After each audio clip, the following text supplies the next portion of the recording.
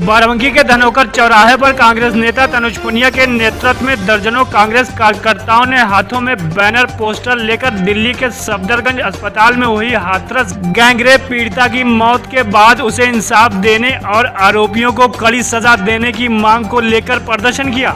वहीं 2 मिनट का मौन धारण कर गैंग पीड़िता की आत्मा की शांति के लिए प्रार्थना की गई। इस मौके पर प्रदर्शन का नेतृत्व कर रहे कांग्रेस नेता तनुज पुनिया ने योगी सरकार को आड़े हाथों लेते हुए कहा कि उत्तर प्रदेश की कानून व्यवस्था भगवान भरोसे चल रही है। तनुज पुनिया ने कहा कि सुप्रीम कोर्ट ने सही कहा था कि प्रदेश में जंगल राज और गुंडा राज चल रहा है और यह सिर्फ मौजूदा सरकार की देन है। बाराबंकी से कल्बे अली रजा की रिपोर्ट।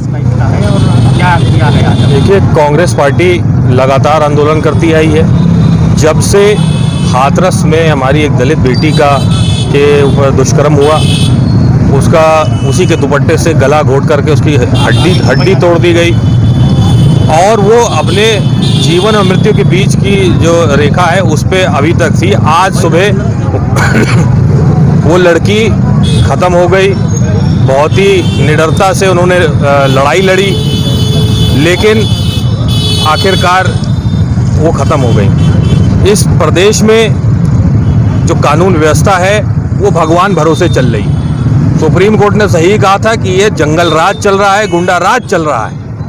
हमारे प्रदेश में, उत्तर प्रदेश में ना कोई बहन हमारी सुरक्षित है, ना माताएं सुरक्षित हैं, ना महिलाएं सुरक्षित हैं, ना किसान सुरक्षित हैं, ना व्यापारी सुरक्षित हैं, ना दलित सुरक्षित है। कोई भी वंचित वर्ग आज सुरक्षित नहीं। और ये सिर्फ और सिर्फ मौजूदा सरकार की देन। वहाँ पे इतना संघर्ष करने के बाद FIR लिखी गई। FIR में केवल SC/ST एक्ट लगाया गया। SC/ST एक्ट लगाया गया, जान से मार देने की 307 भी नहीं लगाया गया, रेप का मुकदमा नहीं लगाया गया। बहुत बड़ा संघर्ष करने के बाद 8 दिन के बाद 376 का मुकदमा शामिल किया गया था FIR के अंदर। तो ये क्यों?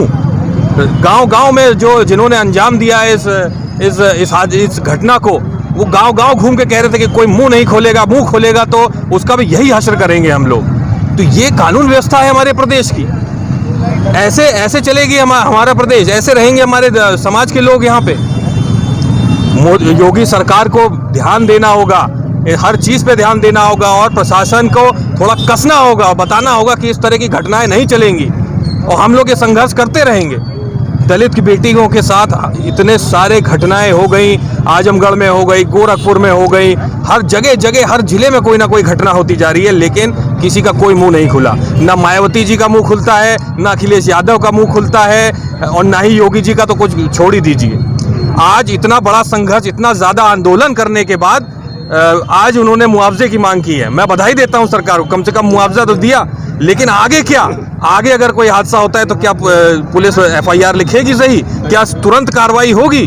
क्या डर बैठेगा इन लोगों के मन में कि ये आगे घटना नहीं होनी चाहिए इस तरह की?